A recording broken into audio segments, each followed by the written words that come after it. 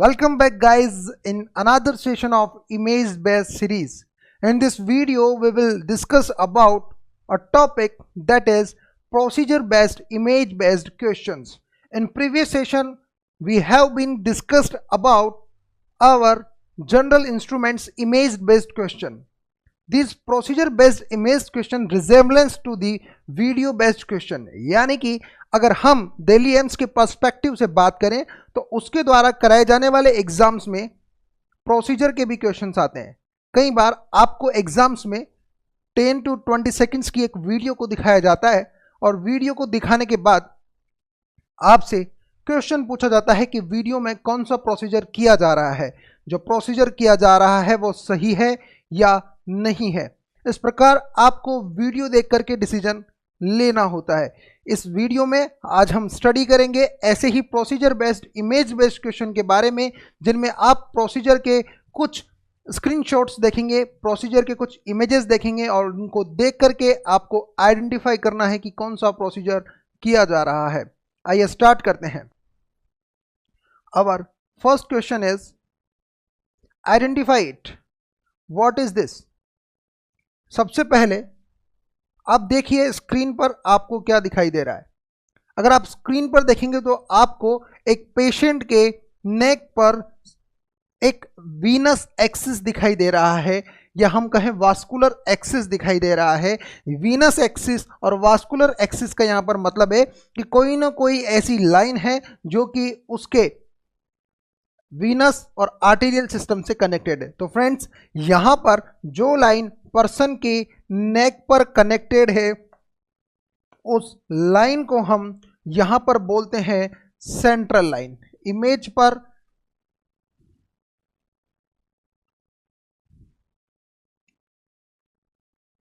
जो आपको intravenous axis दिखाई दे रहा है वो है सेंट्रल लाइन।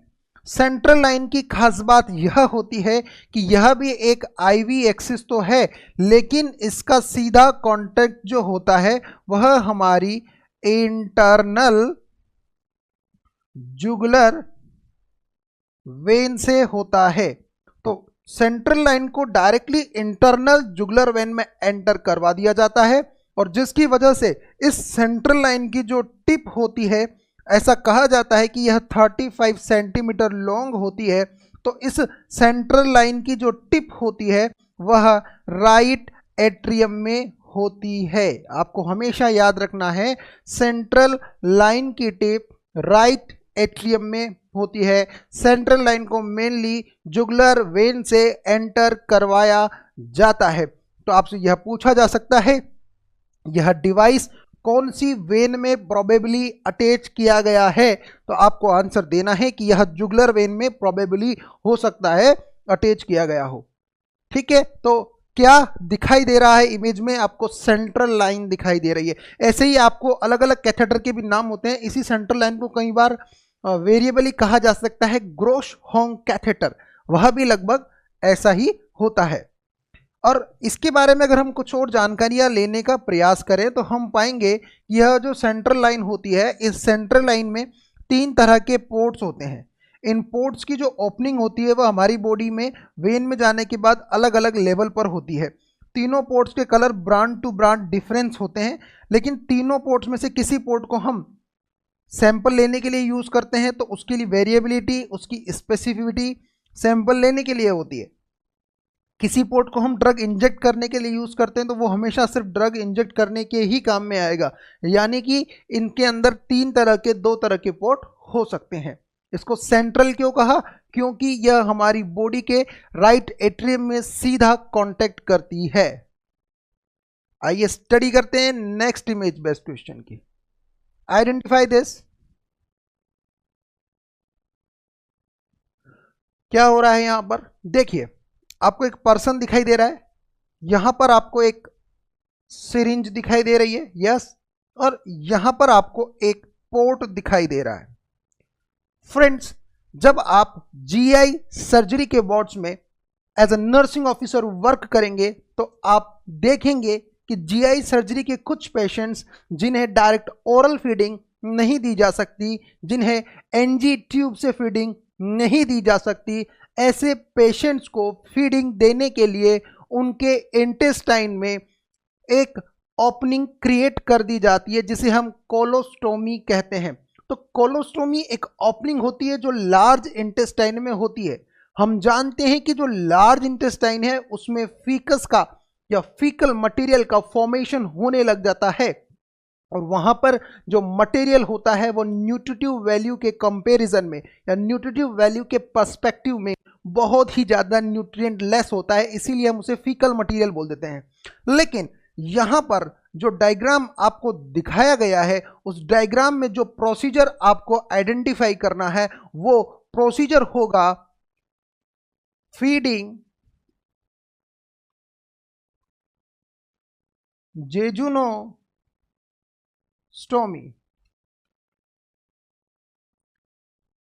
फीडिंग जेजुनोस्टोमी का प्रोसीजर आपको दिखाया जा रहा है, यानी कि आप जानते हैं कि न्यूट्रिएंट के अब्जॉर्प्शन के लिए सबसे जो बेस्ट साइट होती है वो होती है ड्यूडेनम, जेजुनम एंड इलियम।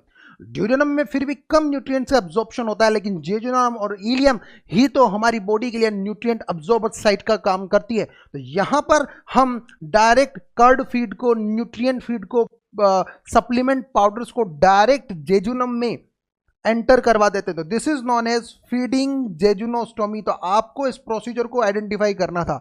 तो कोलोस्टोमी का प्रयोग किया जाएगा फीकल मटेरियल को इवैक्यूएट करने में, लेकिन जेजुनोस्टोमी के इस साइट का प्रयोग किया जाएगा फीडिंग को प्रॉपर करवाने के अंदर। तो आइडेंटिफाई कर चुके होंगे आप इस प्रोसीजर को। आइए समझते हैं हमारी नेक्स्ट इमेज को। हाँ भाई, इसे देख करके बताओ क्या दिखाई दे रहा है। सर यह तो दिखाई दे रहा है कोई राजा बैठा है, महाराजा बैठा है बम के साथ। नहीं, यह बम नहीं है, यह एक विशेष प्रकार का पोर्ट होता है। जी हाँ, यह एक विशेष प्रकार का पोर्ट है। होगा क्या कि जब किसी पर्सन की एब्डोमिनल सर्जरी हो या थोरेसिक सर्जरी हो, या तो थोरेसिक सर्जरी हो या एब्डोमिनल सर्जरी हो, दोनों ही हमारी बॉडी के एक्सटेंडेड पार्ट्स होते हैं। इन एक्सटेंडेड पार्ट्स की जब सर्जरी की जाती है तो लार्जर ऑर्गन प्रभावित होते हैं और लार्जर एक्सटेंसिव ब्लड सप्लाई भी प्रभावित होती है। बहुत सारी ब्लड वेसल के सर्जरी के दौरान इंस्ट्रूमेंट्स के कांटेक्ट में आने के कारण वह इंजर हो सकती है, और ब्लड सप्लाई के इंटरप्ट होने की वजह से उन सर्जरी वाले पार्ट्स के अंदर फ्लूइड का कलेक्शन होने लगता है। वो फ्लूइड जो है वह आपका ट्रांस्यूडेट भी हो सकता है और वह फ्लूइड आपका एक्सुडेट भी हो सकता है। अब यहाँ पर ट्रांस्यूडेट भी है और एक्सुडेट भी है, और इसी प्रकार से ब्लड भी वहाँ पर हो सकता है। और ट्रांस्यूडेट और एक्सुडेट आपके बैक्टीरियल कोलोनाइजेशन के लिए न्यूट्रिटिव मीडिया का काम करते हैं। ऐसे में यह ट्रांस्यूडेट और एक्सुडेट जो है वह पस के फॉर्मेशन में भी हेल्प कर सकता है। ऐसे में इस ट्रांस्यूडेट, एक्सुडेट और ब्लड को सर्जिकल साइड से रिमूव करने के लिए ड्रेन्स लगा दिए जाते हैं, जिन ड्रेन्स में रेगुलरली सर्जिकल साइड से कुछ विशेष प्रकार के ट्रांसुडेट और एक्सुडेट जो है वह कलेक्ट होते रहते हैं। तो सर्जिकल साइट को इन्फेक्शन फ्री रखने के लिए, ड्रेन फ्री रखने के लिए, एक्स्ट्रा इवैक्यूएटेड मटेरियल को कलेक्ट करने के लिए ड्रेन्स लगाए जाते हैं। ऐसे सिस्टम को हम लोग बोलते हैं Jackson Pratt drain. Jackson Pratt drain. तो जैक्सन पार्ट ड्रेन क्या काम आएगा? जैक्सन पार्ट ड्रेन जो है वह आपका हेल्प करता है किसी भी प्रकार के मटेरियल को इवैक्यूएट करने में, मतलब ड्रेन्स को इवैक्यूएट करने में। स्पूटम, जैसे कि यहां पर हमने देखा ट्रांसुडेट, एक्सुडेट। तो this is what is this? These are Jackson Pratt drain. जब कभी भी आप as a nursing officer work करेंगे तो आपकी मेन रेस्पॉन्सिबिलिटी यह होनी चाहिए कि इन ड्रेन्स के अंदर आने वाला फ्लूइड एक्सेसिव लिमिट से ज़्यादा ना हो। अगर फ्लूइड लिमिट से ज़्यादा हो जाए तो आपको डॉक्टर को इन्फॉर्म करना है। It may be indicate the bleeding, यह इंडिकेट कर रहा है ब्लीडिंग को, ब्लीडिंग साइट को। और ठीक है, क्योंकि ऑपरेशन के दौरान अगर किसी वेसल को, माइन्यूट ब्लड वेसल को, टीनी ब्लड वेसल को लाइगेट नहीं किया गया है तो हो सकता है उसकी वजह से भी यहाँ पर ब्लीडिंग हो रही हो और जैक्सन पार्ट ड्रेन के अंदर जो मटेरियल है वो ज़्यादा हो। आइए समझते हैं हमारी नेक्स्ट इमेज को, जो कि है, हाँ भाई आइडेंटिफाई दिस, क्या चल रहा है ये? गुरुजी पहले तो आपने बताया था कि यहाँ पर कोई जो प्रोसीजर किया जा रहा था, तो आपने नाम दिया फीडिंग जेजुनोस्टोमी, फिर आपने बताया कि ड्रेन्स लगा हुआ था, जैक्सन प्रेट ड्रेन। देखिए गाइस, आप एज अ नर्सिंग ऑफिसर बनने वाले हैं और नर्सिंग ऑफिसर के एग्जाम में अभी नॉर्सेट लागू कर दिया गया है, ठीक है। इस नॉर्सेट पर ज़्यादा ज्ञान, ज़्यादा प्रवचन तो मैं आपको दूंगा नहीं, लेकिन एक खास बात मैं आपको बताना चाहूंगा कि नॉर्सेट जैसे एग्जाम की आवश्यकता क्यों पड़ी। भाई इसमें मैं प्रवचन आपको नहीं देने वाला हूं, देखो क्या होता है प्रैक्टिकली मैं आपको एक बात समझाता हूं। एज ए नर्सिंग ऑफिसर मेरा क्लिनिकल एक्सपीरियंसेस इंडिया के प्रीमियर इंस्टीट्यूट एम्स दिल्ली का रहा है, ईएसआईसी का रहा है, और बहुत सारे जितने भी एम्स हमारे इंडिया में, एज ए उनके एक्सपीरियंस के बेसिस पर मैं आप लोगों से बातचीत करूं तो मैं आप लोगों को बताता हूं कि जब कोई पेशेंट हमारे पास आईसीयू में एडमिट होता है या नॉर्मल वार्ड में एडमिट होता है, तो सबसे पहले हम देखने की कोशिश करते हैं कि उसकी बॉडी पर कौन कौन से अप्लायंसेस लगे होते हैं, कौन कौन से मैक्सिमम पॉसिबल ड्रेन्स लगे होते हैं।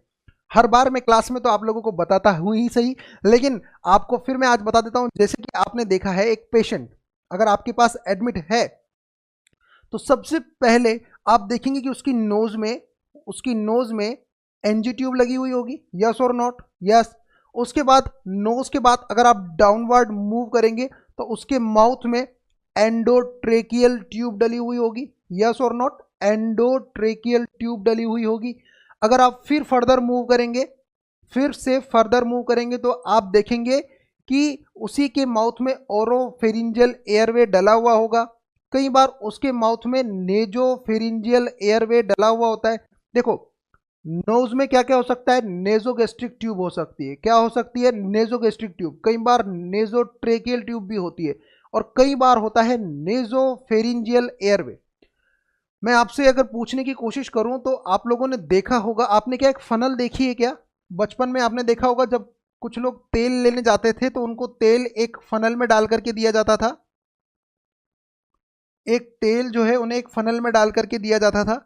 उसी प्रकार का एक फनल शेप्ड डिवाइस होता है जब किसी पर्सन के अंदर डेविएटेड नेजल सेप्टम हो, डेविएटेड नेजल सेप्टम हो, डेविएटेड नेजल सेप्टम की कंडीशन के अंदर, या फिर नोज के अंदर कोई ट्यूमर हो, नोज में कोई ऑब्स्ट्रक्शन हो, नेजल फ्लेयरिंग उसको होती हो, और बहुत सारी कंडीशन है। इन सारी कंडीशन के अंदर नोज को डायलेटेड रखने के लिए, एयरवे को पेटेंट रखने के लिए, एपनिया को प्रिवेंट करने के लिए ऐसा फनल शेप डिवाइस उसकी नोज में लगा होता है जिसे हम लोग बोलते हैं नेजो फेरिंजियल एयरवे। तो कई बार नाक में क्या लगा हुआ होगा, नेजोफेरिंजियल एयरवे लगा होगा, एनजी ट्यूब लगी हुई होगी, माउथ में ओरोफेरिंजियल एयरवे होगा, और माउथ के अंदर क्या क्या हो सकता है, एंडोट्रेकियल ट्यूब हो सकती है। अगर हम डाउनवर्ड मूव करेंगे तो नेक पर हमें क्या दिखाई देगी, ट्रेकियोओस्टोमी दिखाई देगी। क्या दिखाई देने वाली है, ट्रेकियोओस्टोमी दिखाई देने वाली है। फिर आप फर्दर मूव करेंगे तो चेस्ट पर आपको क्या दिखाई देने वाला है, ईसीजी की लीड्स दिखाई देने वाली है।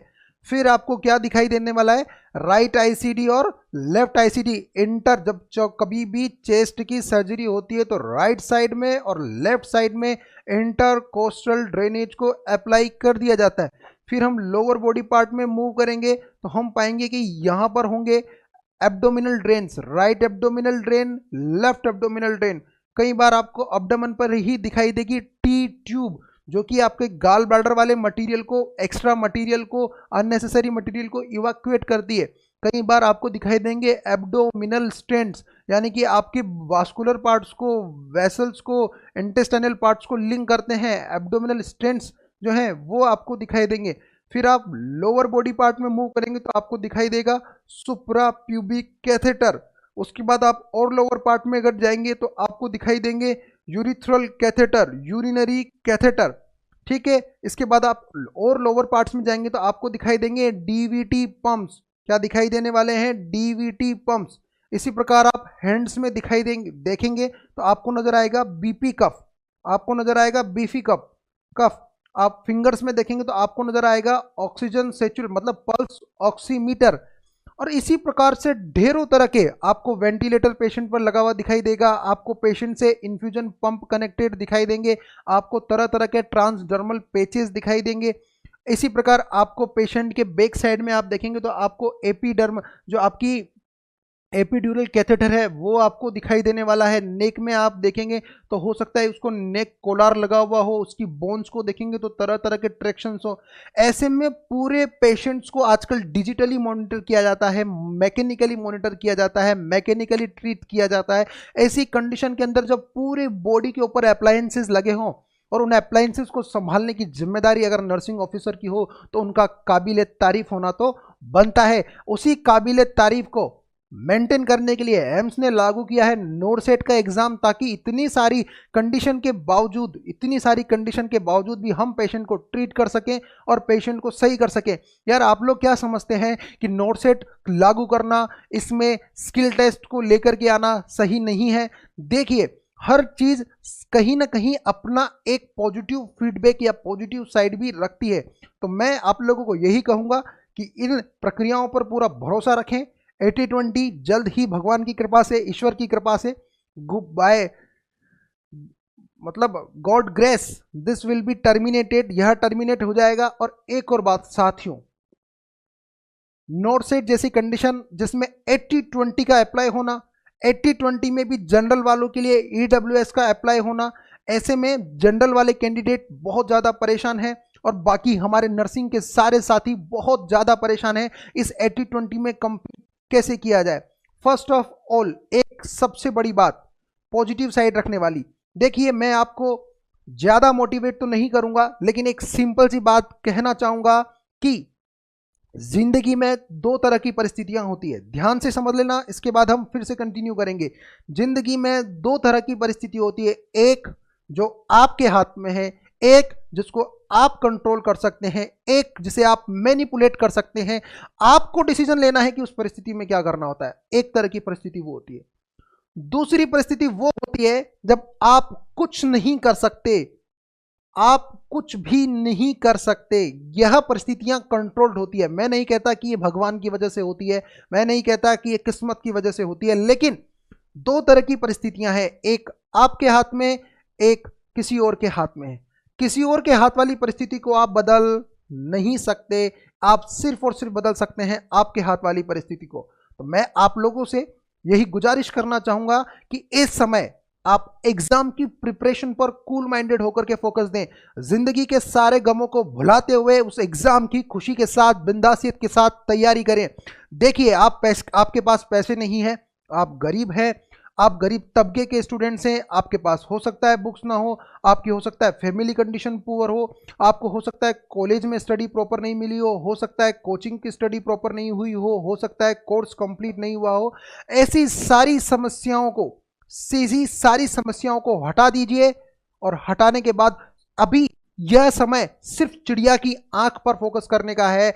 आप इस समय इन सारी समस्याओं का दबाव अपने मन से, अपने मस्तिष्क से, अपने विचारों से हटाते हुए और सिर्फ फोकस कीजिए आपके एग्जाम्स पे। एंजाइटी आपको हेल्प करने वाली नहीं है। आपको गुड एंजाइटी रखनी है अपने मटेरियल के बारे में कि यार ये मुझे याद हुआ कि नहीं हुआ। पढ़ाई करने के 3 तरीके, सिलेबस कंप्लीशन, रिवीजन और प्रैक्टिस। इस समय पर आपको फोकस करना है इंपॉर्टेंट टॉपिक्स पर, यानी कि चिड़िया की आंख पर। आज से जितने भी एग्जाम्स का मुझे अनुभव है, उन एग्जाम्स के अनुभव के बेसिस पर मैं बोलता हूं, कुछ टॉपिक जो नर्सिंग एग्जाम्स में रेगुलरली रिपीट होते हैं, फिर भी जो हमारे विद्यार्थी हैं उन रेगुलरली रिपीटेड क्वेश्चंस को गलत करके आते हैं। चाहे वो क्वेश्चन इम्यूनाइजेशन का हो, चाहे वो क्वेश्चन डिफेंस मैकेनिज्म का हो, चाहे वो क्वेश्चन बायोमेडिकल वेस्ट का हो, चाहे वो क्वेश्चन चेस्ट ट्यूब ड्रेनेज का हो, चाहे वो क्वेश्चन एसिड बेस इम्बैलेंस का हो, चाहे वो क्वेश्चन ECG का हो। इस प्रकार के जितने भी क्वेश्चंस हमारे एग्जाम्स में आते हैं, स्टूडेंट्स रेगुलर आने वाले इन टॉपिक्स में भी क्वेश्चंस को गलत करके आते हैं, फिर बोलते हैं कि एग्जाम के अंदर कुछ नया पूछा गया था। देखिए कैंडिडेट्स, आपको एग्जाम में सेलेक्ट होने के लिए सिर्फ और सिर्फ एक कट ऑफ को पार करना है। उस कट ऑफ को पार करने के लिए हर एग्जाम में मैं आपको पहले ही बताऊंगा, और जो आप जानते भी हैं, 200 में से 20 क्वेश्चन वो आएंगे, हो सकता है जिनके बारे में आपने कभी ना सुना हो, कभी ना देखा हो। तो आपको उन 20 क्वेश्चन को भूलना है। एग्जाम में जब वो 20 क्वेश्चन दिखे, उन पर अपना फोकस ना करें, उन्हें अपनी एंजाइटी का सेंटर पॉइंट ना बनाएं। आपकी एंजाइटी का सेंटर पॉइंट होना चाहिए वो क्वेश्चन जिन्हें आपने पढ़ा है, जिन्हें आपने रिवाइज किया है, जिन्हें आपने क्लास में स्टडी किया है, जिन्हें आपने डिस्कस किया है। अगर आप ऐसा करते हैं तो उन अनादर जो एग्जाम में 20 क्वेश्चन है उनको आप साइड में रखिए और 180 क्वेश्चन पर फोकस कीजिए जिनके अंदर पॉसिबिलिटीज हैं सही जाने की।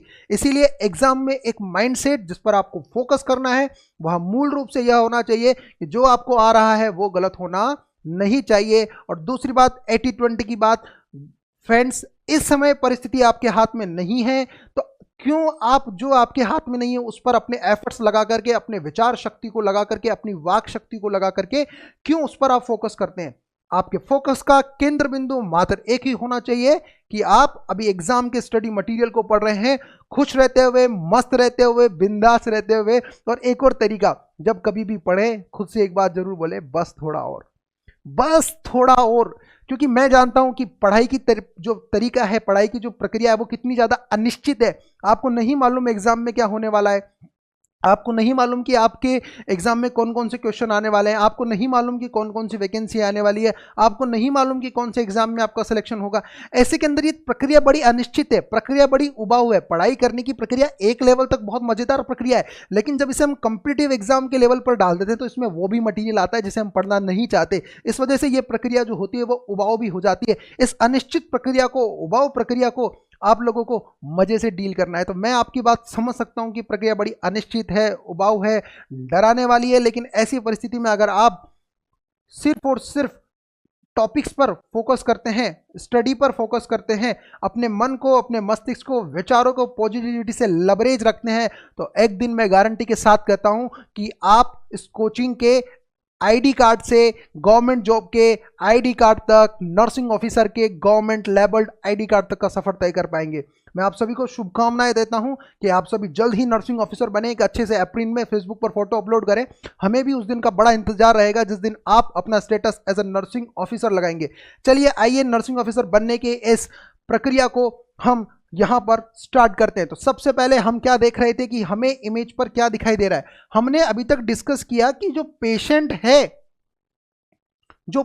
है उसकी बॉडी पर कौन कौन से अप्लायंसेस लगे होते हैं, तभी तो इंपॉर्टेंस है नर्सिंग केयर की। यस और नॉट, आपको बेड सोर को हील करना है। पर्सन बर्न हो गया, अलग अलग तरह की ड्रेसिंग है, बेड सोर है, आपको ट्रीट करना है, वेंटिलेटर के पेशेंट को ट्रीट करना है, ईसीएमओ के पेशेंट को, हार्ट लंग मशीन वाले पेशेंट को ट्रीट करना है। ऐसी कंडीशन में नर्सिंग ऑफिसर का एलिजिबल होना तो बनता है दोस्त। इसीलिए इस पढ़ाई की संपूर्ण प्रक्रिया के दौरान जब आपको उबाऊपन महसूस हो, थकान महसूस हो, अनिश्चितता महसूस हो, डर महसूस हो, चिंता महसूस हो, तनाव महसूस हो, घबराहट महसूस हो, तो खुद से बोलना बस थोड़ा और, क्योंकि यह बस थोड़ा और आपकी जिंदगी बना देगा। क्योंकि बस थोड़ा के अंदर वही शक्ति है जो शक्ति आपको कहती है हार मत मान। हार न मानने का ये एटीट्यूड एक दिन आपको रंग से राजा का सफर तय करवा देगा। इसीलिए कहते रहिए बस थोड़ा और आइए पढ़ लेते हैं फिर बस थोड़ा और। चलिए भाई, आइडेंटिफाई दिस इमेज। क्या दिखाई दे रहा है इस इमेज के अंदर कि एक पर्सन है, उसके एब्डोमेन पर एक सिरिंज को अप्लाई किया गया है। उस सिरिंज के अंदर येलो कलर का फ्लूइड आपको दिखाई दे रहा है एक्चुअल में। और इस सिरिंज में अगर आप देखेंगे तो इस सिरिंज को कुछ इंजेक्ट नहीं किया जा रहा है, कुछ ड्रॉ किया जा रहा है। इसकी पोजीशन से आप आइडिया लगा सकते हैं कि कुछ जो है वो ड्रॉ किया जा रहा है। तो एक्चुअल में जब किसी पर्सन को पेरिटोनाइटिस हो जाता है या फिर पेरिटोनाइटिस हो जाए, पेरिटोनियल कैविटी में फ्लूइड कलेक्ट हो जाए, ऐसी कंडीशन में उस एक्स्ट्रा फ्लूइड को रिमूव करना होता है। और उस एक्स्ट्रा फ्लूइड को रिमूव करने के लिए हम यहां पर एक प्रोसेस करते हैं जिसे हम बोलते हैं पैरासेंटेसिस। क्या करते हैं भैया जी? Paracentesis. What is paracentesis? Peritoneal cavity से फ्लूइड को बाहर निकालना पैरासेंटेसिस कहलाता है। इसी प्रकार एग्जाम में आपको इमेज दिखा दे, थोरेसिक कैविटी से इंटरकोस्टल साइड से अगर किसी फ्लूइड को रिमूव किया जा रहा है तो उस प्रोसेस को जी क्या बोलेंगे? उस प्रोसेस को बोलेंगे थोरासेंटेसिस। क्या बोलने वाले भाई लोगों? थोरासेंटेसिस। तो पैरासेंटेसिस पेरिटोनियल कैविटी से फ्लूइड को इवैक्यूएट करना, थोरासेंटेसिस थोरेसिक कैविटी से फ्लूइड को इवैक्यूएट करना। So what's going on this procedure? In this procedure, the paracentesis procedure is going on. Move on our next topic, that is how I identify this. क्या चल रहा है भाई? देखो भाई, ये क्या दिख रहा है? सर जहां तक पर्सन का एब्डोमेन दिखाई दे रहा है, सुंदर सा प्यारा सा मुस्कुराता हुआ एब्डोमेन नहीं है ये। इस एब्डोमेन पर आपको क्या दिखाई दे रहा है? एक पाउच दिखाई दे रहा है। हो सकता है इस पाउच के अंदर कुछ भरा हुआ है। हमारे ज्यादातर मुस्कुराते हुए एग्जाम को अटेंड करते हुए विद्यार्थी जो होते हैं वो समझते हैं oh my God it's very simple, this is colostomy pouch. No no no no no, it's your mistake man. It's not a colostomy pouch, it's just related to colostomy but not a colostomy pouch. This is देखिए, सबसे पहले अगर मैं आप लोगों को समझाऊं कि व्हाट इज दिस, तो आपको समझना पड़ेगा। आप लोगों ने एक नाम सुना होगा, इलियोस्टोमी। क्या नाम सुना होगा? इलियोस्टोमी। इसी तरीके से अगर आप इसको यहां पर देखेंगे तो यह जो पाउच है यह कोलोस्टोमी का पाउच नहीं होकर के इलियोस्टोमी का पाउच है। इसी को मैं सही तरीके से बोलूंगा तो मैं इसको बोलूंगा यूरेटेरो इलियोस्टोमी का पाउच। गुरुजी ऐसे कैसे बात कर दी आपने, हम कैसे पता लगाएंगे? ये तो बड़ी जो है तर्कहीन बात हो गई। अजी नहीं है तर्कहीन बात, आप जब सामने ऑब्जर्व करेंगे आपको यूरिन कलेक्टेड दिखाई देगा और कोलोस्टोमी के पाउच से यूरिन अक्यूमुलेट नहीं होता। तो फिर क्या होगा? देखो क्या होगा यार, कई बार क्या करना पड़ता है जब किसी पर्सन के अंदर ब्लैडर का कैंसर हो जाए, यूरिथ्रा का कैंसर हो जाए, ब्लैडर को रिमूव करना पड़े, यूरिथ्रा का रिमूव करना पड़े, ऐसी कंडीशन के अंदर हम क्या करते हैं, ये जो हमारी प्यारी सी गोल गोल किडनियां हैं, इन किडनियों से निकलने वाले यूरेटर को, किडनी से क्या निकलेगा भैया? यूरेटर। इन किडनी से निकलने वाले यूरेटर को हम क्या करते हैं, यहां पर कनेक्ट कर देते हैं इंटेस्टाइन से, क्योंकि ब्लैडर को तो रिमूव कर दिया ना भैया। तो किससे रिमूव कर देंगे? इंटेस्टाइन से रिमूव कर देंगे। और इंटेस्टाइन, सॉरी जी, इंटेस्टाइन, ब्लैडर को रिमूव कर देंगे तो क्या करेंगे? इंटेस्टाइन से यूरेटर को कनेक्ट कर देंगे। और जब इंटेस्टाइन से यूरेटर कनेक्ट हो जाएगा तो फिर हम कहेंगे यार इंटेस्टाइन को यहां पर भी ओपनिंग बना दो। तो इंटेस्टाइन में यहां पर भी हम ओपनिंग बना देंगे और यहां पर फ्रंट में एक ओपनिंग बन जाएगी जिसको हम पाउच से कनेक्ट कर देंगे और उस पाउच के अंदर यूरिन यहां पर कलेक्ट हो जाएगा। तो एक्चुअल में हमने किया क्या? हमने किया यूरेटर का कनेक्शन इलियम के साथ स्टोमा बना करके। ध्यान से समझ लो, थ्योरेटिकली बहुत इंपॉर्टेंट है, इसे हम लोग बोलेंगे ब्रिकर्स प्रोसीजर। क्या बोलने वाले हैं जी? Bricker's procedure. What is Breaker's procedure? The Breaker procedure is the connection and formation of connection between ureter and ileum. So यह इमेज जो आपको दिखाई गई है यह इलियोस्टोमा की एक इमेज है जिसके अंदर हम लोगों ने यूरिन को ड्रेन करवाया है एक इंटेस्टाइनल पार्ट के थ्रू। आइए आइडेंटिफाई कीजिए आवर नेक्स्ट इमेज।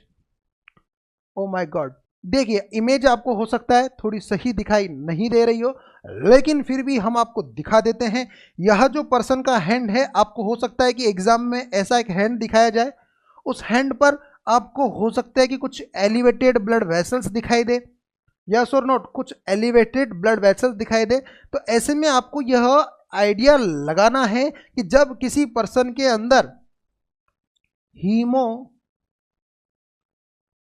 डायलाइसिस किया जाता है तो हीमोडायलाइसिस करने के दौरान हमें यहाँ पर कुछ स्किन के अंदर ग्राफ्ट्स को बनाना पड़ता है। तो स्किन के अंदर जिन ग्राफ्ट्स को बनाया जाता है तो उन ग्राफ्ट्स को हम हीमोडायलाइसिस ग्राफ्ट भी बोल सकते हैं। तो ऐसे में आपको जो इमेज दिखाई दे रही है उस इमेज के अंदर जो आपको एनास्टोमोसिस दिखाई दे रहा है, जो ग्राफ्टिंग दिखाई दे रही है, वह कनेक्शन, वह ग्राफ्टिंग हीमोडायलाइसिस के लिए की गई है। आइए आइडेंटिफाई करते हैं। अगर ये इमेज आपको सही नहीं दिख रही है फिर भी आपको एक बेसिक आइडिया लगाना है इंटरनेट पर चेक करके कि हीमोडायलाइसिस के लिए जो ग्राफ्ट्स बनाए जाते हैं, जो फिशर्स बनाए जाते हैं, वो कैसे दिखाई देते हैं।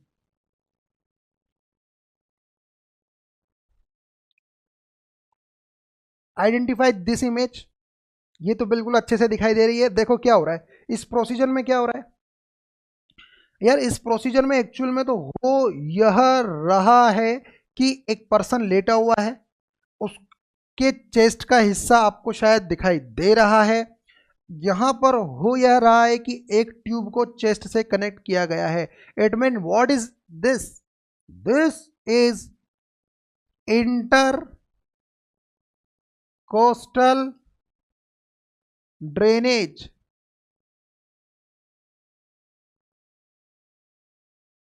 What is this? This is intercostal drainage. यहाँ पर चेस्ट से इनके हमारी जो यहाँ पर रिब्स हैं उनके बीच में से एक ट्यूब को एंटर करवाया गया है और उनसे जो है वो ब्लड यहाँ पर बाहर आ रहा है। तो what is this? This condition या this procedure is procedure of creating a drain into intercostal space. This is also known as intercostal drainage system. Identify our next image. हाँ भाई, क्या दिखाई दे रहा है गुरुजी? यहाँ पर हमको टी दिखाई दे रहा है, लेकिन यह टी दिखाई देने से हर चीज, जैसे हर काली चीज कोयला नहीं होती, हर पीली चीज सोना नहीं होती, हर टी दिखाई देने वाली चीज कॉपर टी भी नहीं होती। तो फिर ये क्या है गुरुजी? इनका नाम है, आप क्या बोलने वाले हैं कि गुरुजी इसका नाम है केहर्स टी ट्यूब। क्या नाम है जी? केहर्स टी ट्यूब। इसका नाम होता है केहर्स टी ट्यूब। तो क्या याद रखना है कि केहर्स टी ट्यूब। अब गुरुजी ये किस में काम आती है? देखो ध्यान से समझना। टी ट्यूब का मेन फंक्शन होता है जो जब कभी भी हम गाल ब्लाडर से रिलेटेड सर्जरी करेंगे, तो गाल ब्लाडर की स्ट्रक्चर के बारे में तो आपने नाम सुना होगा। जब कभी भी हम गाल ब्लाडर के बारे में सर्जरी करते हैं तो कई बार हम देखते हैं कि जो हमारा लीवर है, लीवर से क्या निकलती है? Hepatic duct. हिपैटिक डक्ट मिलकर के लीवर के जूस को ड्रेन करने वाली डक्ट, बाइल को ड्रेन करने वाली डक्ट को क्या बोलते हैं? Hepatic duct. दो हिपैटिक डक्ट मिलकर के क्या बनाएगी? Common hepatic duct. Common hepatic duct से कौन सी डक्ट बनेगी? Cystic duct. यस और नॉट? Cystic duct. अब कई बार क्या होता है कि कई बार हमें पेनक्रियास की सर्जरी करने पड़े और ये सिस्टिक डक्ट मिलकर के फिर क्या बनाएगी? Common bile duct. क्या बनाएगी? Common bile duct. ये कॉमन बाइल डक्ट जाकर के कहाँ खुलती है? पेनक्रियाटिक डक्ट में। मान लो किसी को पेनक्रियास का कैंसर था तो पेनक्रियास को हटा दिया। अरे पेनक्रियास को क्या किया? हटा दिया। ऐसी कंडीशन में अब ये बाइल कहाँ जाएगा? तो बाइल को ड्रेन करने के लिए हम लोग क्या करते हैं? यहां पर इस बाइल को ड्रेन करने के लिए हम यहां पर एक टी ट्यूब लगा देते हैं। उस टी ट्यूब से होता क्या है कि जो आने वाला बाइल है वो बाइल सीधा का सीधा हमारे ड्यूडेनम में चला जाता है। तो इस प्रकार आपको तो यह याद रखना है कि जब कभी भी गाल ब्लाडर से रिलेटेड कई बार बहुत सारी कंडीशन बहुत सारी होती है, जब हमें पेनक्रियाटिक फ्लूइड को जो है वो एक्टिवेट होने नहीं देना है, क्योंकि बाइल भी कई बार इस फ्लूइड को एक्टिवेट करवाने का काम करेगा। तो बाइल को अगर हमें पेनक्रियाज में जाने नहीं देना है, डायरेक्ट इंटेस्टाइन में इसकी एंट्री करवानी है, तो हम जिस ट्यूब का प्रयोग करेंगे उस ट्यूब को हम क्या बोलेंगे? T tube. I hope guys आप लोगों को समझ में आ रहा होगा। आगे बढ़ते हैं। हाँ भाई, ये क्या है? इस इमेज में क्या प्रोसीजर दिखा रहे हैं? ऐसे बोल रहे हैं क्या? खुश रहो, आबाद रहो, मस्त रहो, जिंदाबाद रहो। ऐसा भी बोल सकते हैं, नर्सिंग ऑफिसर के नाते हमारा ये भी काम होता है, लेकिन यहाँ पर ऐसा नहीं है। यहाँ पर आप देखेंगे एक प्रोसीजर किया जा रहा है, उस प्रोसीजर को हम लोग बोलते हैं apical pulse measurement.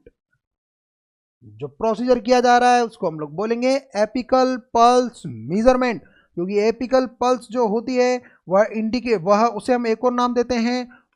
Apical pulse जिस जगह से ली जाती है उस जगह को हम एक और नाम देते हैं पॉइंट ऑफ मैक्सिमम इम्पल्स।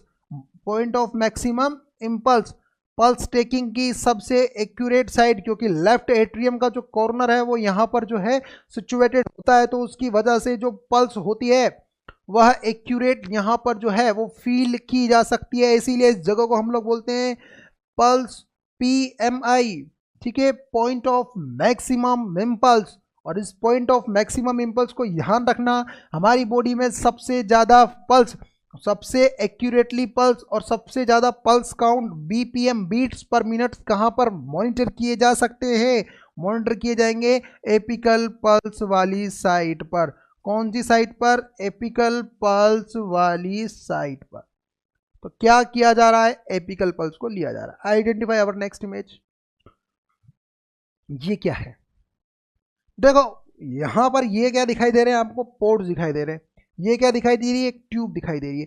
अगर आपको हिस्सा कौन सा दिखाई दे रहा है, अगर आप इधर से ऑब्जर्व करेंगे तो आपको जो हिस्सा यहाँ पर दिखाई दे रहा है वो हिस्सा है आपका लोअर बॉडी पार्ट, एब्डोमिनल का लोअर पार्ट, सिम्फाइसिस प्यूबिस वाला पार्ट, क्योंकि यहाँ पर आपको क्या दिखाई दे रहे हैं, प्यूबिक हेयर। ऐसे देखना है एग्जाम में इमेज को, है ना। तो अब देखो क्या होगा यार, प्यूबिक हेयर दिखाई दे रहा है, इसका मतलब यहां पर एक कैथेटर को ब्लैडर में डाला गया है और इस प्रकार के प्रोसीजर को, इस प्रकार की कंडीशन को बोला जाएगा सुप्रा प्यूबिक कैथेटराइजेशन। क्या बोला जाएगा, सुप्रा प्यूबिक कैथेटराइजेशन। तो what is supra pubic catheterisation, what is supra pubic catheterisation? जब कभी भी किसी भी पर्सन के अंदर, जब कभी भी, और एक और बात बता दो यार, चलो ये बातें तो सारी नॉर्मल है, नियोनेट में, फीमेल नियोनेट में यूरिन का स्पेसिमेन लेने के लिए मोस्ट एक्यूरेट मेथड जो होता है उसे भी हम लोग बोलते हैं सुप्रा प्यूबिक कैथेटराइजेशन। क्योंकि यार अपने को अगर कल्चर के लिए किसका स्पेसिमेन लेना है, यूरिन का कल्चर करवाना, तो फीमेल चाइल्ड में most specific, most accurate site क्या होगी, सुप्राप्यूबिक कैथेटराइजेशन। अब नॉर्मल बात, यूरिथ्रा में ऑब्स्ट्रक्शन, ब्लैडर में ऑब्स्ट्रक्शन, ठीक है, पेशेंट की बहुत सारी कंडीशन, यूटीआई हो रहा है, एसडीडी हो रहा है, ऐसे में इन्फेक्शन को असेंडिंग होने के रोकने के लिए हम कौन सा कैथेटराइजेशन कर देते हैं, suprapubic catheterisation. Hope guys will understand this और मूव ऑन और next image, that is identify this. बहुत सिंपल है यार, इससे सिंपल कुछ नहीं है अपने इमेज बेस में। बताओ क्या दिखाई दे रहा है इमेज के अंदर, गुरुजी किडनी दिखाई दे रही है, किडनी में एक ट्यूब दिखाई दे रही है। यस, तो आपने सही पहचाना, दिस इज नेफ्रोस्टोमी ट्यूब। आपने एक बीमारी का नाम सुना होगा जिसके अंदर किडनी में सिस्ट बन जाते हैं, उन सिस्ट में इंफेक्शन हो जाता है, सिस्ट में पस का भर जाना, बीमारी को बोलते हैं हम पीसीकेडी, पॉलीसिस्टिक किडनी डिजीज। यस और नॉट, पॉलीसिस्टिक किडनी डिजीज। कई बार रीनल ट्यूमर हो जाए, ऐसी कंडीशन के अंदर किडनी के अंदर पस का फॉर्मेशन बन रहा होता है, पस का फॉर्मेशन हो रहा होता है, उस पस को किडनी से रिमूव करने के लिए हम किडनी में एक ट्यूब को अप्लाई कर देते हैं, उस ट्यूब को हम लोग बोलते हैं नेफ्रोस्टोमी ट्यूब। अब देखो कहाँ है इसका जो टिप है, वो कहाँ है, किडनी के इस रीनल पेल्विस में, रीनल पेल्विस में है इसका टिप। थोड़ा बहुत याद रखना चाहिए ना। तो यहां से हमें यह याद रखना है कि यह जो हमारी किडनी है, उस किडनी से एक्स्ट्रा फ्लूइड को बाहर निकालने के लिए यहां पर जो ट्यूब क्रिएट की गई है, जो ट्यूब यहां पर पर्सन में अटैच की गई, उसको हम लोग बोलेंगे नेफ्रोस्टोमी ट्यूब। यस और नॉट, यस। ठीक है, अब यार ऐसी ट्यूबें लगी हुई है पेशेंट को किडनी जैसे मेजर ऑर्गन में, नर्सिंग ऑफिसर ही तो है जो 24 घंटे उनके साथ रहने वाला है। ऐसे में उस नर्सिंग ऑफिसर को क्लिनिकल नॉलेज बहुत बेहतरीन होनी चाहिए। तो देखा आपने यहां पर कौन सी ट्यूब लगी हुई है, nephrostomy tube. Now move on our next image. हाँ भाई,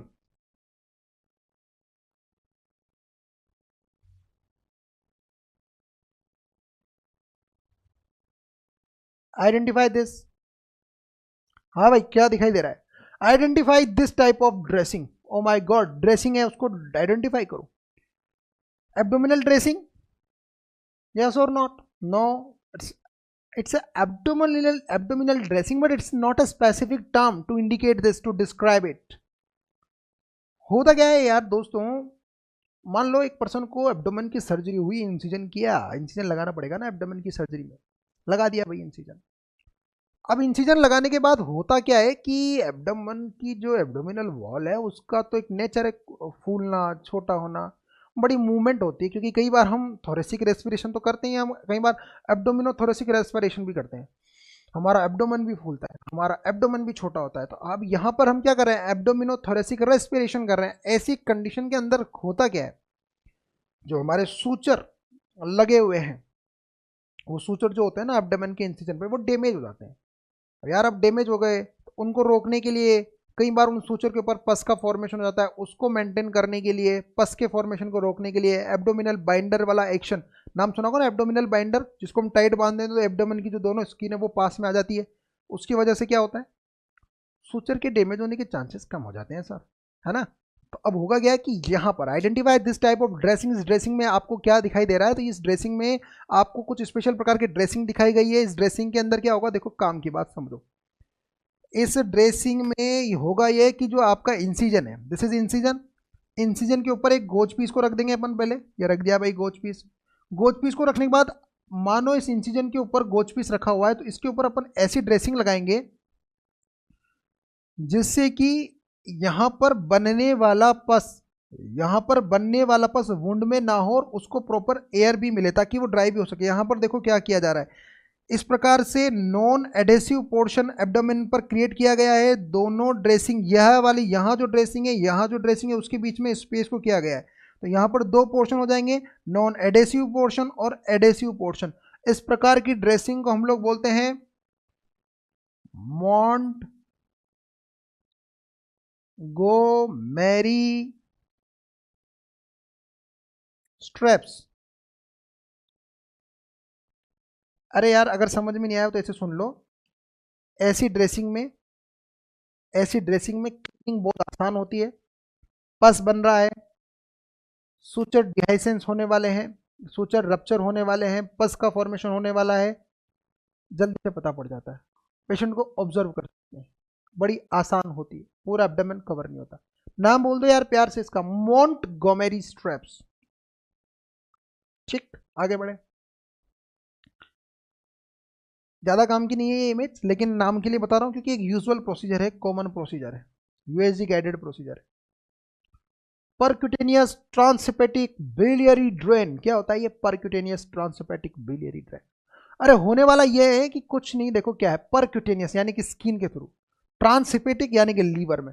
तो ऐसे देखना कि पेशेंट है, देखो इसका मुंह उसका जो है वो ऊपर की तरफ है, तो मतलब सामने लीवर आ रहा है, यहाँ पे सामने इसका अब्डोमेन आ रहा है ना। तो अब्डोमेन के अंदर क्या होता है, कई बार हमें विभिन्न प्रकार के ड्रेन्स डालने होते हैं, विभिन्न प्रकार की बायोप्सी लेनी होती है, तो यूएसजी को गाइड करके ये जो पर्सन है ना यहाँ पर, वो क्या कर रहा है, यहाँ पर परक्यूटेनियस ट्रांसहेपेटिक बिलियरी ड्रेन को डालने की कोशिश कर रहा है। तो आपको ये इमेज मैंने इसलिए दिखाई है ताकि आप ऐसे अगर एग्जाम में आ जाए ना, ऐसी कोई इमेज आपको दिखा दे, तो आप उसकी लोकेशन के बेसिस पर और क्वेश्चन के ऑप्शंस के बेसिस पर आप देख पाए कि कोई यूएसजी गाइडेड प्रोसीजर हो रहा है, उसमें या तो किसी फ्लूइड को निकाला जा रहा होगा, मेडिसिन को तो हम डायरेक्टली, आप जानते हैं मैक्सिमम कंडीशन में डायरेक्टली एब्डोमेन में थोरेसिक कैविटी में मेडिसिन को डायरेक्टली इंजेक्ट नहीं करवाया जा सकता, ऐसे में ड्रेन डालने वाला हो सकता है प्रोसीजर किया जा रहा हो, और यूएसजी भी अगर हो सकता है की जा रही हो, लेकिन आपको यहाँ पर ट्यूब्स भी दिखाई देंगी, उन सब के बेसिस पर आप इंजेक्शंस दिखाई देंगे, सीरीज दिखाई देगी। तो आपको देखना है कि ड्रेन्स, मैंने आपको बता दिया एब्डोमिनल ड्रेन के बारे में, ट्रांसहेपेटिक बिलियरी ड्रेन के बारे में, पैरासेंटेसिस के बारे में, थोरासेंटेसिस के बारे में। आइए आगे बढ़ते हैं।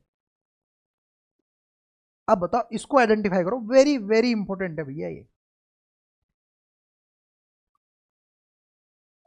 क्या दिखाई दे रहा है इमेज में, एक फीमेल या एक पेशेंट सुपाइन पोजीशन में है, एक डॉक्टर उसके पास में सिटिंग पोजीशन में है, पास में यूएसजी लगी हुई है, ये यूएसजी की मशीन, ये डॉक्टर साहब, और पेशेंट कौन सी पोजीशन में है, सुपाइन। पेशेंट कौन सी पोजीशन में हो गया, सुपाइन, यस और नॉट। तो होगा क्या, ये ऐसी कंडीशन में यहां पर आप जब इमेज को थोड़ा सा नजदीक से देखेंगे तो डॉक्टर साहब के हाथ में, इस वाले हाथ में तो यूएसजी का प्रोब है, जिससे वो किडनी की एक्यूरेट लोकेशन पता लगा रहे हैं कि जहां पर से उनको बायोप्सी लेनी है, और इस वाले हाथ में अगर आप इसको थोड़ा सा ध्यान से देखेंगे तो आपको एक निडल दिखाई देगी। Overall this procedure is renal biopsy. This procedure is procedure of renal biopsy. Identify our this image.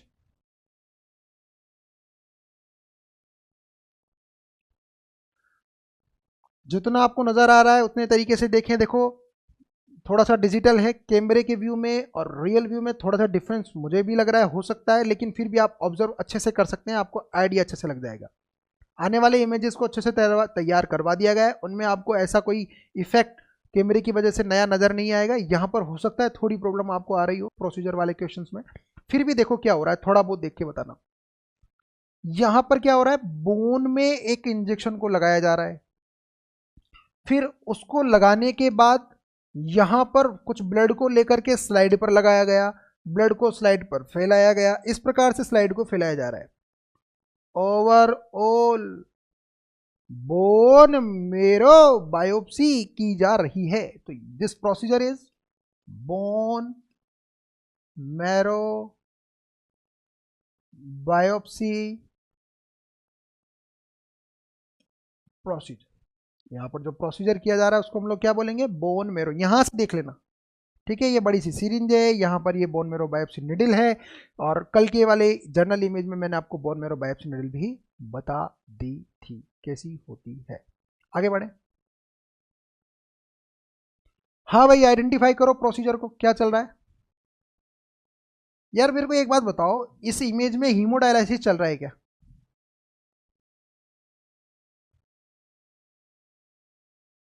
हाँ भाई बताओ, हीमोडायलिसिस हो रहा है क्या इसके अंदर, कैसे पता लगाओगे। पता लगाने का सिंपल सा तरीका है गुरुजी, डायलाइजर तो दिख ही नहीं रहा। यस, नहीं दिख रहा। मॉनिटर तो दिख ही नहीं रहा, नहीं दिख रहा। देखो, और यहां पर गुरुजी ये कुछ गोल गोल बटन जरूर दिख रहे हैं। दद्दू के हाथ में ये स्पेशल टाइप की ट्यूब्स कनेक्टेड हैं। क्या आपने कभी एसडीपी डोनेट किया है डेंगू वाले पेशेंट को। उसमें होता क्या है कि आपका ब्लड निकालते हैं, उसमें से प्लेटलेट निकालते हैं, और बाकी बचा हुआ ब्लड आपके अंदर वापस डाल देते हैं। तो ऐसे में से ब्लड के प्रोडक्ट्स को डिफरेंशिएट करना, यूजफुल प्रोडक्ट्स को ले लेना, क्या कहलाता है बताओ। एफेरेसिस। क्या कहलाएगा, apheresis. What's going on, procedure is plasma apheresis, plasma apheresis. Guys समझ में आ गया होगा, plasma apheresis, SDP donate, dengue वाले पेशेंट को आप प्लेटलेट डोनेट करते हुए आपने देखा होगा, ये मशीन भी आपने जरूर देखी होगी। आइए मूव करते हैं हमारे नेक्स्ट इमेज पर, दैट इज, हाँ भाई इसको आइडेंटिफाई करो क्या चल रहा है। गुरुजी हो सकता है इसके कपड़े सिल रहे हो, इंच टेप से नाप ले रहे हैं इसका। नहीं जी, देखो क्या होता है, हॉस्पिटल में कपड़े वपड़े सिलने वाले काम होते ही नहीं वैसे, फिर कौन से काम होते हैं। जो ये हमारा पेशेंट है ना, इसको लीवर सिरोसिस हो सकता है, लीवर सिरोसिस हो सकता है, उसको डायवर्टिकुलोसिस हो सकता है, क्रोहन्स डिजीज हो सकती है, एब्डोमेन से रिलेटेड कोई डिजीज हो सकती है। तो एब्डोमेन से रिलेटेड कोई डिजीज है, मेनली लीवर से रिलेटेड कोई क्लिनिकल मैनिफेस्टेशन है, ऐसे में निरंतर यह ऑब्जर्व किया जाता है कि एब्डोमिनल कैविटी में पेरिटोनियल फ्लूइड तो कलेक्ट नहीं हो रहा है। अगर फ्लूइड कलेक्ट हो गया तो धीरे धीरे उसका लेवल कम हो रहा है कि नहीं हो रहा है। ऐसे में एब्डोमिनल फ्लूइड के लेवल को चेक करने के लिए हमें क्या करना होता है, हमें करना होता है एब्डोमिनल गर्थ मीजरिंग। यहां पर क्या किया जा रहा है, एब्डोमिनल गर्थ को मीजर किया जा रहा है। गर्थ मतलब क्या हो गया, गहराई नहीं, इसकी डायामीटर को नाम मानना, मतलब किसी भी डायामीटर की जब मेजरमेंट करते हैं उसको बोलते हैं गर्थ मेजरमेंट। यस, तो यहां पर क्या किया जा रहा है, एब्डोमेन के डायामीटर की गर्थ को मेजर किया जा रहा है। ठीक है, तो अरे ये पेपर में क्वेश्चन बार बार आएगा। जो हमारा सेंटर पॉइंट है अम्बलाइकस वाला, नेवल पॉइंट, इससे थोड़ा सा ऊपर एब्डोमिनल मीजरिंग टेप को रखा जाता है, वहां पर मार्किंग फिक्स कर दी जाती है, और बार बार हर 2 घंटे में, हर 24 घंटे में, हर 12 घंटे में उस जगह की मार्किंग की जाती है। एब्डोमिनल गर्थ का मेजरमेंट किया जा रहा है, मेनली लीवर डिजीज वाले पेशेंट में ऐसा किया जाता है। Now move on our next image. ये बताओ क्या हो रहा है। देखिए, छोटे छोटे बच्चों को आपने देखा होगा जब वो एनआईसीयू में एडमिट होते हैं। यार अगर ऐसी कंडीशन में जो छोटे छोटे बच्चे होते हैं ना, इनके हाथों में मान लो केनुला लगा हुआ है, इन पे कुछ ईसीजी की लीड्स लगी हुई है, ये आराम से बैठते नहीं है कई बार। तो ऐसी कंडीशन में इन छोटे बच्चों को सेफ रखने के लिए रिस्ट्रेन्स का प्रयोग किया जाता है। रिस्ट्रेन का मतलब होता है कि जानबूझकर बॉडी मूवमेंट को रेस्ट्रिक्ट कर देना। जानबूझ करके बॉडी मूवमेंट को रेस्ट्रिक्ट करने के इस प्रोसीजर को बोलते हैं रिस्ट्रेन। यहां पर जो रिस्ट्रेन का टाइप आपको दिखाया गया है, उस रिस्ट्रेन के टाइप को हम लोग बोलते हैं मम्मी रिस्ट्रेन। रिस्ट्रेन इससे क्या होता है, छोटे बच्चों की जो मूवमेंट होती है, अननेसेसरी मूवमेंट को हम प्रिवेंट कर सकते हैं और बेबी को हम लोग यहाँ पर सेफ रख सकते हैं। तो कई बार आपको इमेजेस दिखा देंगे जिसमें आपको बोलेंगे कि पहचानो कि ये प्रोसीजर सही है कि नहीं है। एज ए नर्सिंग ऑफिसर हमारा यही तो वर्क है, रिस्ट्रेन क्रिएट करना।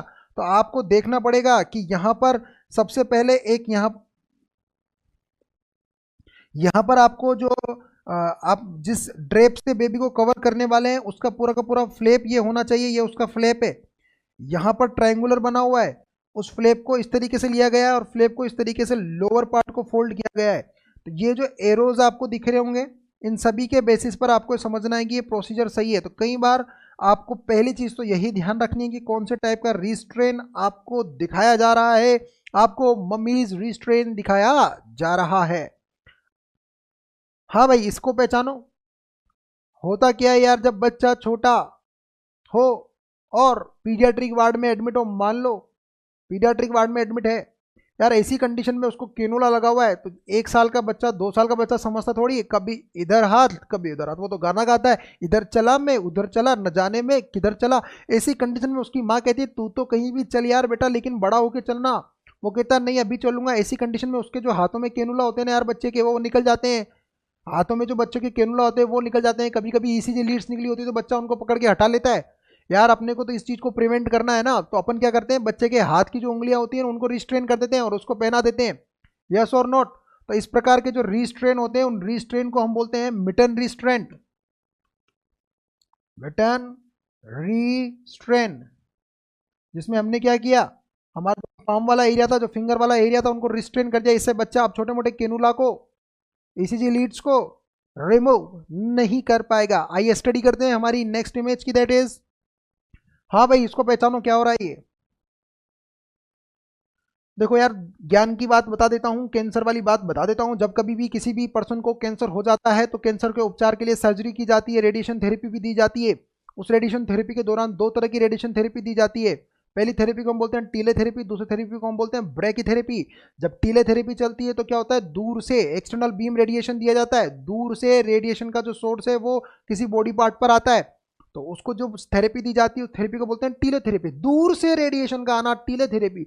लेकिन कई बार आपने देखा हुआ किसी को ब्लैडर का कैंसर है, किसी को वजाइनल कैंसर है, किसी को यूट्रस में कैंसर है, ऐसी कंडीशन में ब्रेस्ट का कैंसर है, तो उसी ब्रेस्ट में, उसी वेजाइना में, उसी यूट्रस में, उसी ब्लैडर में हम रेडिएशन के सोर्स को इम्प्लांट कर देते हैं और रेडिएशन के सोर्स के इम्प्लांटेशन की वजह से उसी जगह पर पर्सन को जो है वो रेडियो एक्टिव एक्टिविटीज़ होती है और वो ट्यूमर जो होता है उसकी सेल्स कंप्लीटली डिस्ट्रॉय हो जाती है। उनके रिवोक होने के चांसेस, प्रोवोक होने के, नेक्स्ट फॉरवर्ड प्रिवोक होने के चांसेस, यानी कि दोबारा जन्म लेने के चांसेस बहुत ही मिनिमल हो जाते हैं। ऐसी कंडीशन के अंदर जब रेडिएशन के सोर्स को बॉडी के अंदर इम्प्लांट किया जाए, उस थेरेपी को हम टीले थेरेपी ना बोल करके क्या बोलते हैं,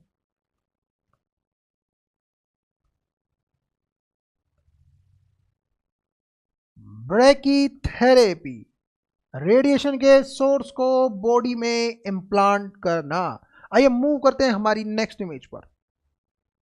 हाँ भाई, ये तो सबको मालूम है क्या हो रहा है, चोरी चोरी चुपके चुपके क्या हो रहा है। सर इस इमेज में तो सैंपल लिया जा रहा है पेशेंट का। जी हाँ, सैंपल तो लिया जा रहा है, लेकिन कौन सा, नेजल स्वाब। कौन सा सैंपल लिया जा रहा है, नेजल स्वाब। तो आपने देखा होगा कोविड वाले केसेस में आजकल जिस तरीके से आरटी पीसीआर के लिए सैंपल ले रहे हैं, ठीक है, आरटी रिवर्स ट्रांसक्रिप्टेड पीसीआर, आपने नाम सुना होगा ना, polymerase chain reaction. Kary B Mullis microbiology में बताया था डीएनए के एम्प्लीफिकेशन का तरीका, वही तो तरीका काम में लाया गया किसके लिए, कोरोना के लिए। तो होगा क्या, आरटी पीसीआर। तो आरटी पीसीआर में रिवर्स ट्रांसक्रिप्टेज पीसीआर। तो यहाँ पर आपको ये समझना है कि जो तरीका, जो प्रोसीजर यहाँ पर किया जा रहा है उसको हम लोग बोलेंगे नेजल स्वाब टेकिंग, ठीक है। Now move on our next topic. हाँ भाई, इसको पहचानो क्या हो रहा है। अभी मैंने बताया था ना आपको, दूर से रेडिएशन दिया जाए तो इस फीमेल को दूर से रेडिएशन दिया जा रहा है। इस प्रकार की रेडिएशन देने की टेक्निक को हम लोग क्या बोलेंगे? बोलेंगे जी टेलेथेरेपी। क्या बोलेंगे? टीलेथेरेपी।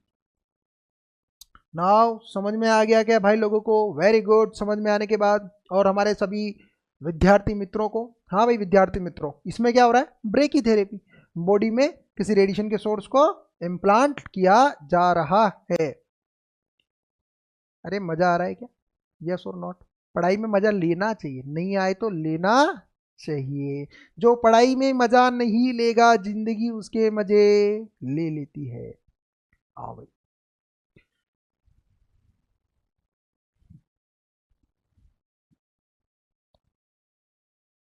मजाक मजाक में बड़ी बात हो गई यार।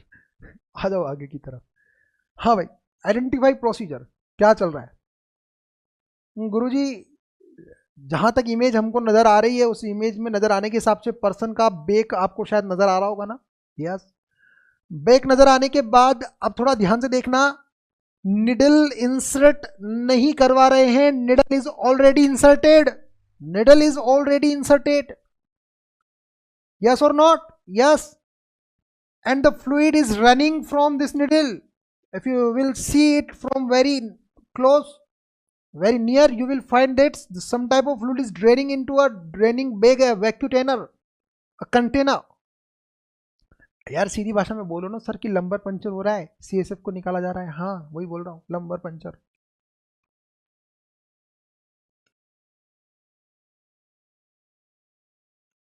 हाँ भाई, लंबर पंचर समझ में आ गया क्या? क्या दिखाई दे रहा है इमेज में? लंबर पंचर का प्रोसीजर। Identify this procedure. हाँ, इमेज थोड़ी सी आपको जो हो सकता है क्लियर नज़र नहीं आ रही हो, इसको क्लियर नज़र करवा देते हैं, थोड़ा वेट करो।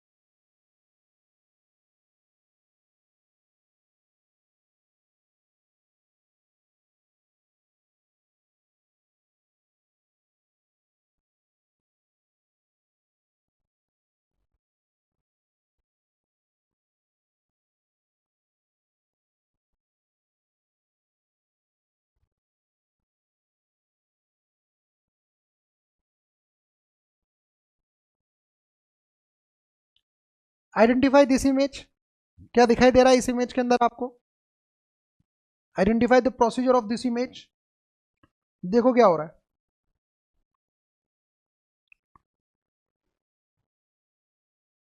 यहां पर एक पेशेंट में एक प्रोब को, एक स्कोप को एंटर करवाया गया है। यस और नॉट? यस। यहां पर एक मॉनिटर लगा हुआ है जिसमें अंदर क्या क्या एक्टिविटी हो रही है वो बाहर देख सकते हैं। और एक फ्लूइड जो है वो कंटिन्यूसली पेशेंट की बॉडी में जा रहा है।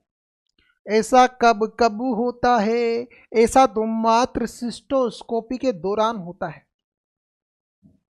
सिस्टोस्कोपी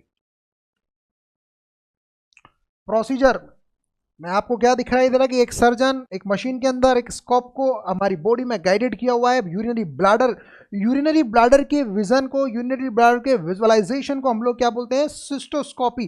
तो उसमें रेगुलर फ्लूइड जाता रहता है, सिस्टोस्कोप बॉडी में होता है और सामने स्क्रीन पर हम देख रहे होते हैं। अगर हमें कोई स्टेंट हमने डाला हुआ है, कोई वायरिंग हमने की हुई है, कुछ ब्लड के क्लॉट हैं, कुछ इन्फेक्शंस हैं, कोई ट्यूमर है, इन सारी कंडीशन का विजुअलाइजेशन जिस प्रोसेस के द्वारा किया जाता है उस प्रोसेस को हम बोलते हैं cystoscopy. Now move on our next image that is, हाँ भाई इसमें क्या कर रहे हैं ये क्या कर रही है बड़े प्यार से? ये जो फीमेल नर्सिंग ऑफिसर है ना वो यहाँ पर ईयर का इरिगेशन कर रही है। ईयर का इरिगेशन कर रही है। ठीक है, देखो ये वाले पाउच में क्यों कर रही है? क्योंकि मान लो इस ईयर से कुछ भी निकलता है, मान लो कोई फॉरेन बॉडी है, कोई सैंपल निकालना है, कुछ स्पेशल प्रकार कुछ भी हमें देखना है, तो इस प्रकार से यहाँ पर जो है प्रोटेक्टिव वे में, मेजरिंग वे में ईयर का इरिगेशन यहाँ पर किया जा रहा है। Move on our next image. हाँ भाई यार, इसको पहचानो, ये क्या हो रहा है, ये ना बहुत इंपॉर्टेंट है।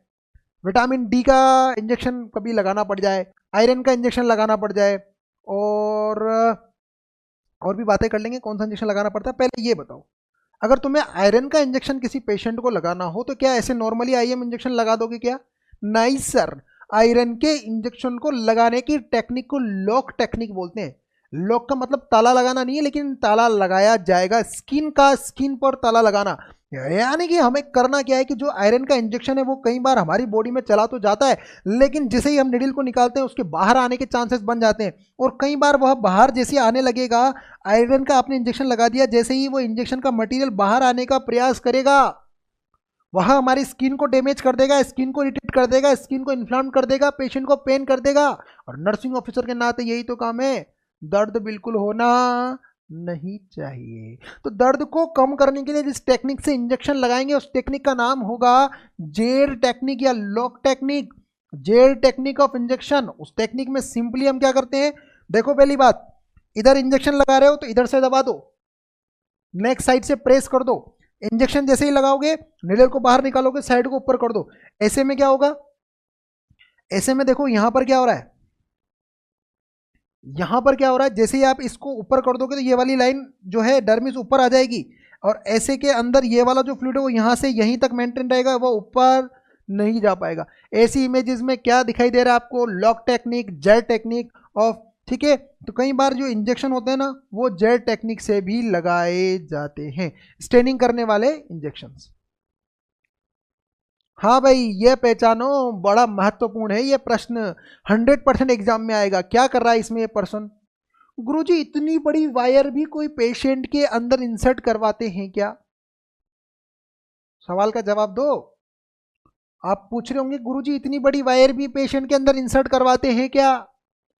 नहीं, कभी नहीं करवाते हैं। इंसर्ट करवा भी देते हैं तो बॉडी में रखते नहीं है, उसको वापस बाहर निकाल लेते हैं। तो ओवरऑल बताओ ना सर क्या चल रहा है यार। क्या होता है जब भी किसी भी पर्सन के अंदर एंडोट्रेकियल ट्यूब डालनी हो, और पर्सन के नेक में ट्यूमर हो, बोन में डिफॉर्मिटी हो, एंडोट्रेकियल डालने में कोई प्रॉब्लम आए, तो डिफिकल्ट एंडोट्रेकियल इंटुबेशन को इजी एंडोट्रेकियल इंटुबेशन बनाने के लिए हम एक गाइडिंग वायर को पेशेंट के ऑरल कैविटी में एंटर करवा के उसके लैरिंग्स में एंटर करवा देते हैं, और उसके ऊपर हम एंडोट्रेकियल ट्यूब को पीछे पीछे से उसकी बॉडी में एंटर करवा देते हैं। एंडोट्रेकियल ट्यूब को इस प्रकार गाइडिंग वायर के थ्रू इंट्यूबेट करवाने की प्रोसेस को हम लोग जो है एंडोट्रेकियल इंट्यूबेशन बोलते हैं। लेकिन इस गाइडिंग वायर का कल भी मैंने नाम आपको बता दिया था प्रीवियस क्लासेस में, उसे हम लोग बोलते हैं बूजी।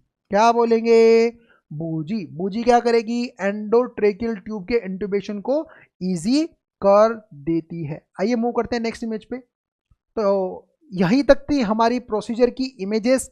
इस पूरे के पूरे वीडियो में हम लोगों ने देखा एब्डोमिनल कैविटी से फ्लूइड को निकालने को हम पैरासेंटेसिस कहते हैं, एब्डोमिनल ड्रेन्स क्या क्या होते हैं, ईयर का इरिगेशन किस प्रकार होता है, जैक्सन पार्ट ड्रेन किस प्रकार का होता है। अगली वीडियो में पढ़ेंगे हम बहुत कुछ। तब तक के लिए खुश रहिए, मुस्कुराते रहिए और स्टडी करते रहिए। तब तक के लिए wish you all the best.